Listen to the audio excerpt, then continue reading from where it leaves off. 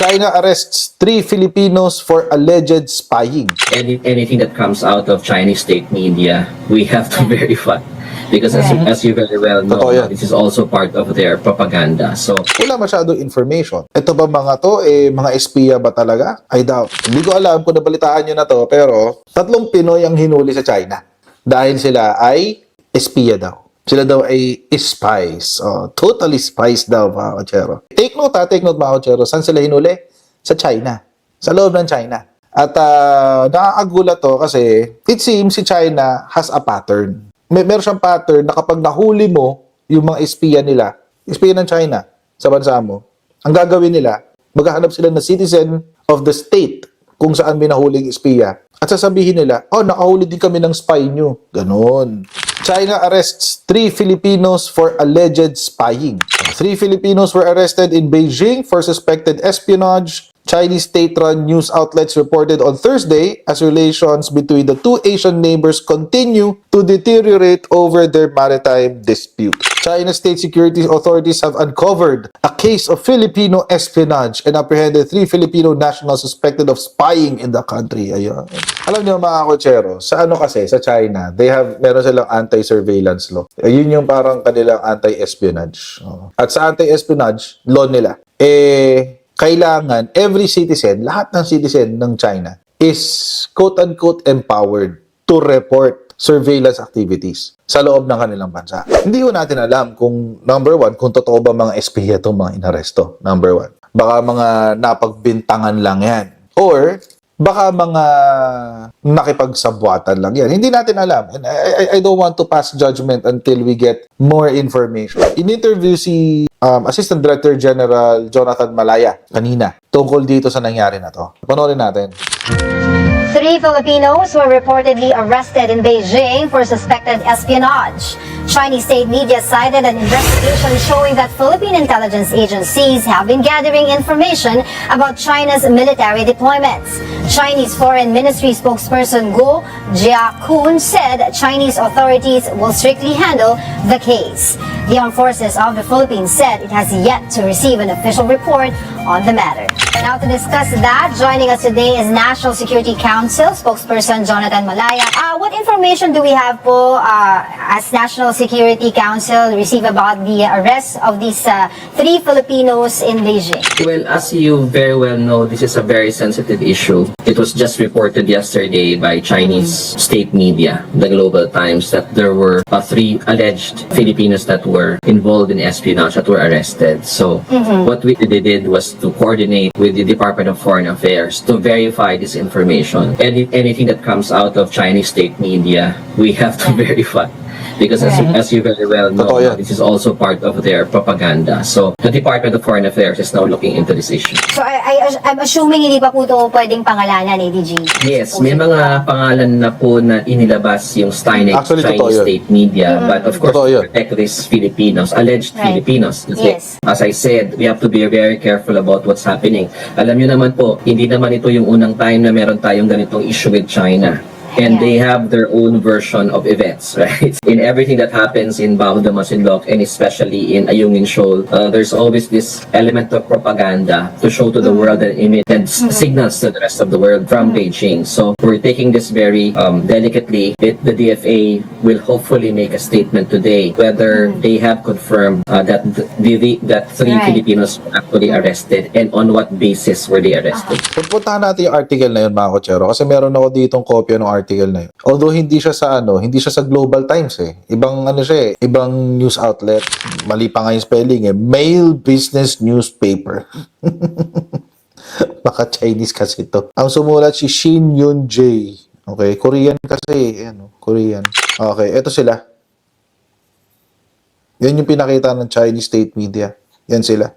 Alleged Filipino spies released by Chinese CCTV. So sabi, ang pangalan daw nila ay David Cervenes. Filipino resident of China has made several suspicious visits to Chinese military facilities. Inimbestigahan daw ng China at sila daw ay under kay Rich Herrera. Diyos ko, lakas makaano nito Masyadong generic Si Rich Herrera daw yung kanilang handler. Tapos, may pinadala daw si Rich Herrera sa kanila na mag-espiya. Si David, si Albert, at si Natalie. So, ito na sila. Si David, si Albert, at si Natalie. Oh, ito, obviously si Natalie. Ito, hindi ko alam kung sino dyan yung David at Albert. So, sila yung inaresto. Sila yung allegedly spies na nahuli ng China. Tuloy na itong balita. I read a report saying na March 13 po yung report saying na meron nga pong tatlong Filipino pero may naunang dalawang Filipino allegedly arrested doon sa China and they were from Palawan.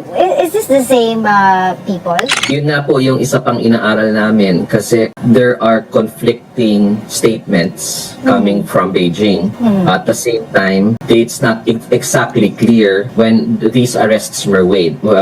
There's this dissonance, if we can call it that, because there has been reports coming from Palawan that there were certain individuals, Filipino nationals, who are part of their scholarship. You know, which the Chinese government sponsored. Then after finishing their scholarship, they went back to the Philippines. They were offered employment opportunities while they were in China. They returned to China to work. And then there were reports that they were placed under police custody. For what reason? We do not know, no, exactly. And then few months later, no, Ito na a few yun. weeks later, meron ng ganito. So, you know, it's very difficult for us to comment until we have the entire picture. Kasi, as I said, very difficult to be responding to statements from China because there's always the element of propaganda. Kargado And there's kasi. always the element of gray zone and always the element of deception. Look, we're looking into this issue very carefully and we expect the DFA to issue a statement today. It's very interesting, mga kotsero, no? Kasi kahapon, naglabas ng notice ang Chinese government against the Philippines, no? Addressing yung mga citizens nila na mag-ingat sa Pilipinas kasi inaakusahan doon na merong parang pagkap-kap na nagaganap, okay, dinidiscriminate daw yung mga Chinese, etc., etc. And then, all of a sudden, biglang maglalabas sila ng balita na, oh, yung Pilipinas, may mga espiya dito sa sa China, blah, blah, blah, blah, blah, blah. Parang medyo weird lang. Yung weird ng pasok ang baho ng pasok kasi. And parang it's coming from left field. Walang rhyme or reason. Although totoo yung Palawan. Yung meron kasi mga estudyante ng they're under a scholarship program ng Chinese Communist Party. That's what you get for working with the Chinese. Doon ka kasi nag-scholarship Ang sabi, in a statement, the provincial government said the two are former Palaweño scholars and are being held in China as verified by the Consulate General of the Republic of the Philippines in Guangzhou. The two had previously completed their scholarship under the Hainan Government Scholar Program and had returned to China as migrant workers. Merong elemento na na baka ito yun. Baka raw ito yung mga espiya daw ng Pilipinas doon sa China. But again, mga kotsero, tulad nga ng sinabi ni ADG Malaya, basta pag galing China, wag mo basta agad papaniwalaan. Bakit? Kasi lahat yan kargado. So laging sinabi nga ni ADG, lahat may elemento ng deception, may elemento ng propaganda. Until we get more information about the person of these 3 Filipinos allegedly na nag-espiya daw sa China, we have to take it slow. Let's take it slow, so slow. For lack of a better term, ang hirap niyang seryosohin kasi nga wala masyadong information. Ito ba mga to mga espiya ba talaga? I doubt.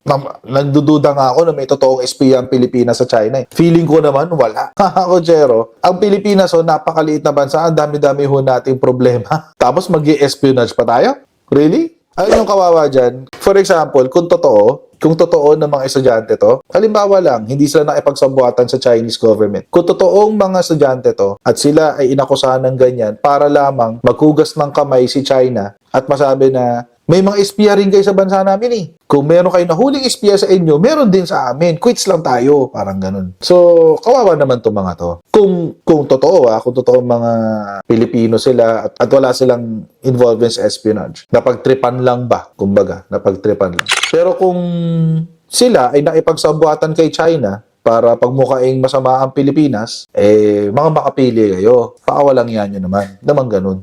Ba't kayo nagpagamit sa mga tsekwa? Ang dami-dami niyong pwedeng paggamitan, tsekwa pa. Di ba? Sa kalaban pa talaga ng Pilipinas. Kaya mga kotsero, ingat po kayo pag pupunta kayong China. Oo. May mga kilala akong mga vlogger, sila Mike, nagpunta ng China, kasama sila Sangkay, ganyan-ganyan. Mag-ingat po kayo pag dadaan ho kayo ng China. Avoid nyo na lang ho muna kasi baka mamaya kayo mapagtrepan.